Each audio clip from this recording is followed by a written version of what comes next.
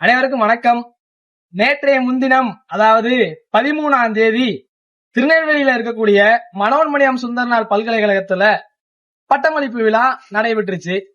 அந்த பட்டமளிப்பு விழாவுல PhD முடிச்ச ஒரு மாணவி, அது மாணவியா திமுகவோட உடன்பிறப்பான்னு எனக்கு சரியா தெரியல, PhD முடிச்ச அந்த பெண்ணு அவங்க என்ன பண்ணிருக்காங்கன்னா, அந்த பட்டமளிப்பு விழாவுல ஒரு கெஸ்டா கலந்துகிட்ட சான்சலர், அதாவது தமிழ்நாட்டோட கவர்னர், அந்த யூனிவர்சிட்டியோட சான்சலர் அந்த இடத்துல இருந்து படிச்சு முடிச்ச மாணவர்களுக்கு பட்டம் அளிச்சுட்டு இருந்திருக்காரு.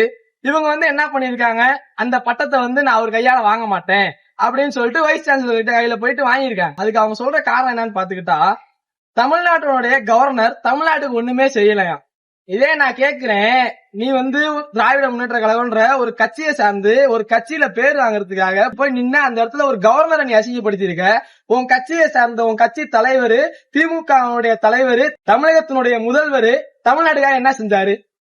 தினக்கூலியா கூலி வாங்கிக்கிட்டு வீடும் சுத்தமா இருக்கிறது பத்தாம நாட்டை சுத்தப்படுத்தணும்னு ரோட்ல இறங்கி வேலை செய்யறாங்க கூலி தொழிலாளர், தூய்மை பணியாளர்.